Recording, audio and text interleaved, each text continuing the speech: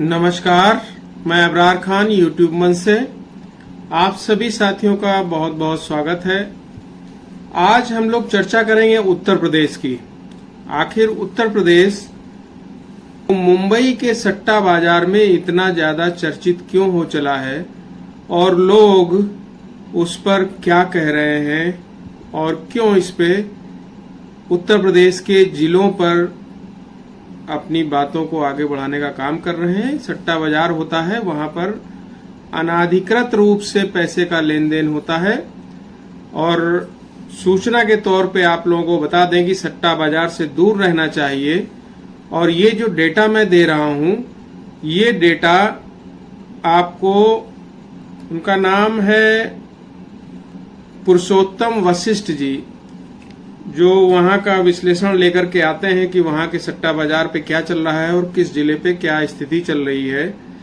तो बहुत ही चौंकाने वाले आंकड़े आए हैं और इस आंकड़ों का हम वो नहीं करते कि ये आंकड़े सही हो सकते हैं, और ना ही ये एग्जिट पोल है।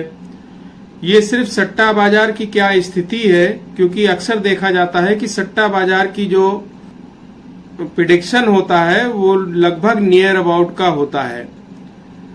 तो क्यों मुंबई के सट्टा बाजार में उत्तर प्रदेश की नजर है, तो उसमें हम लोग आज चर्चा करेंगे। और इस पे जो चर्चा होनी है, क्योंकि यहाँ पर सट्टा बाजार जो मुंबई का है या देश के किसी भी क्षेत्र का होता है, उसकी नजर उत्तर प्रदेश पे जरूर होती है, क्योंकि उत्तर प्रदेश ही एक ऐसा राज्य है जहां से ज्यादा प्रधानमंत्री चुन करके केंद्र तक पहुंचते हैं। तो उसमें सबसे पहले 5 प्रमुख सीटों पर बात होगी, जिसमें पहली सीट है रायबरेली, जहां से कांग्रेस की तरफ से प्रत्याशी हैं राहुल गांधी जी। ये बहुत ही ज्यादा उस पर आखिरी वक्त पर उस पर निर्णय लिया गया कि राहुल गांधी वहां से चुनाव लड़ेंगे।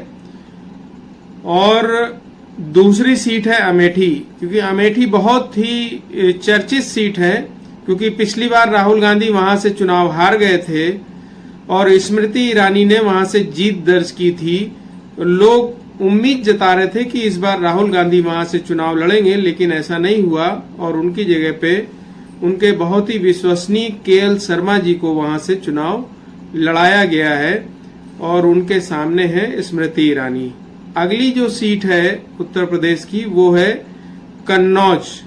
कन्नौज से अखिलेश यादव जी खुद स्वयं चुनाव लड़ रहे हैं।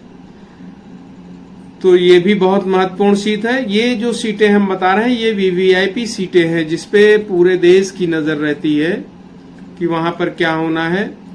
और अगली जो सीट है वो मैनपुरी की सीट है, जहां से माननीय मुलायम सिंह यादव जी चुनाव लड़ा करते थे और इस बार प्रत्याशी के रूप में है डिम्पल यादव जी।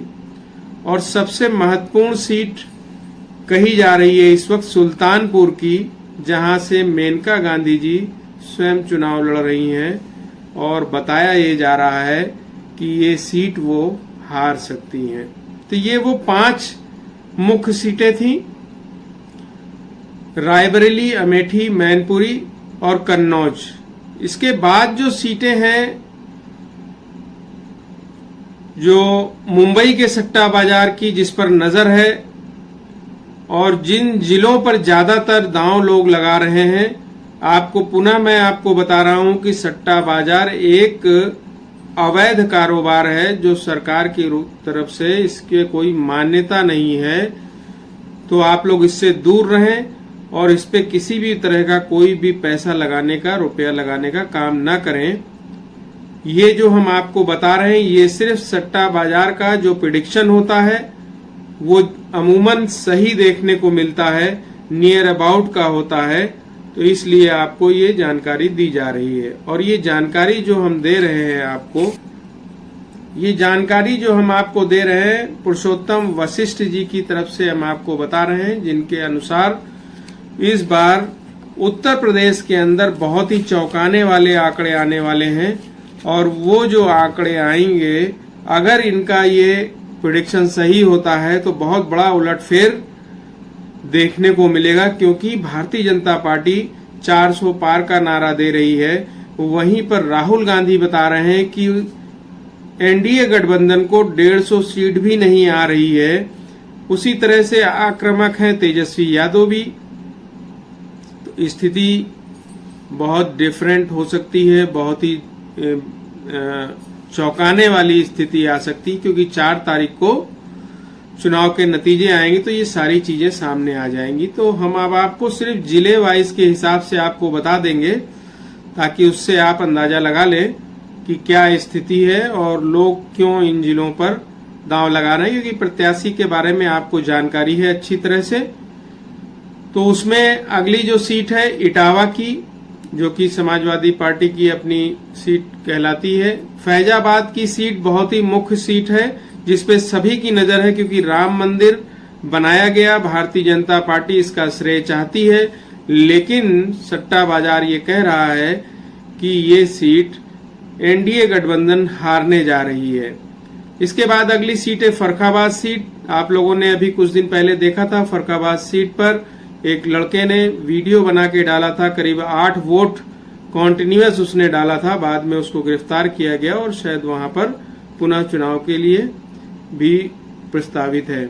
इसके बाद अगली सीट है फतेहपुर की। फतेहपुर की सीट से समाजवादी पार्टी के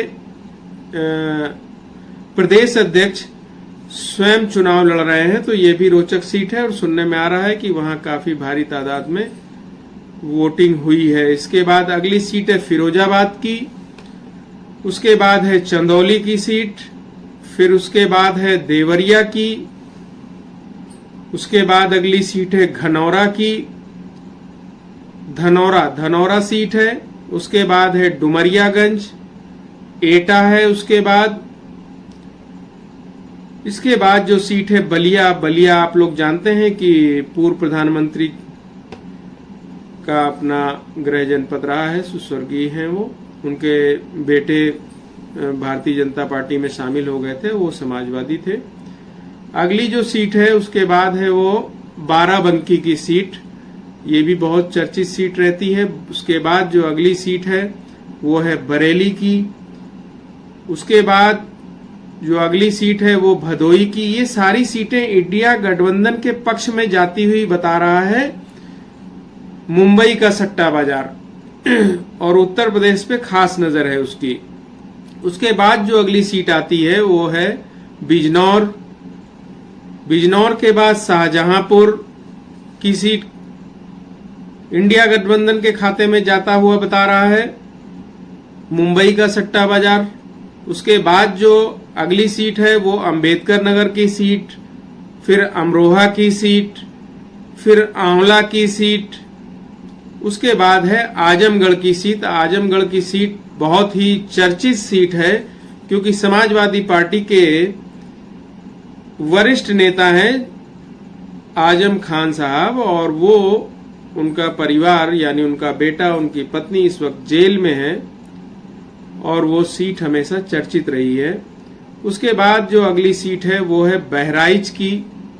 बहराइच के बाद जो अगली सीट आती है वो है हरदोई की। हरदोई के बाद बताया जा रहा है कैराना की सीट। कैरानी की सीट भी बहुत चर्चित सीट है, लोगों की उस पर नजर रहती है। और उसके बाद हमने आपको इसके पहले बताया था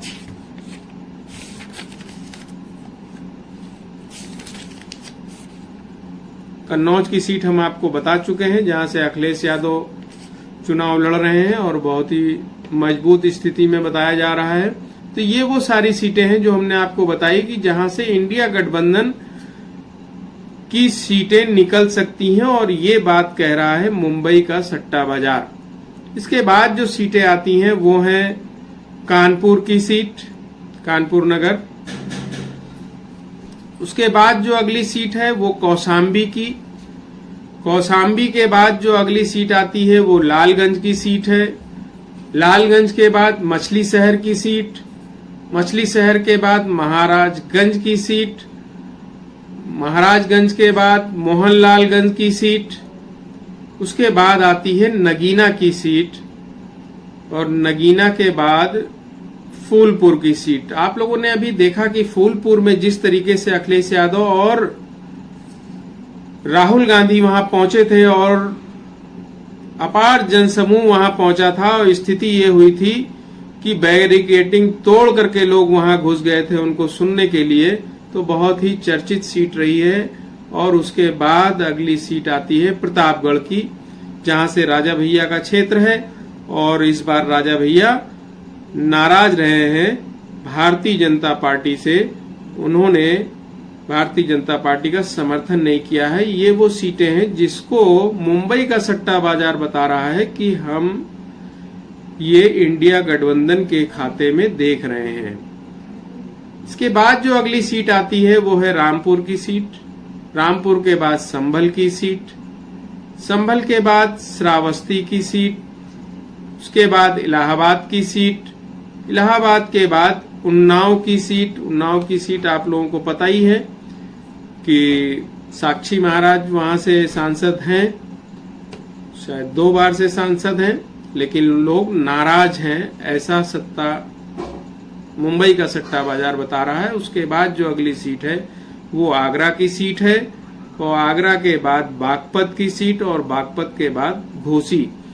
ये जो सारी सीटें हैं 51 सीटें होती हैं टोटल।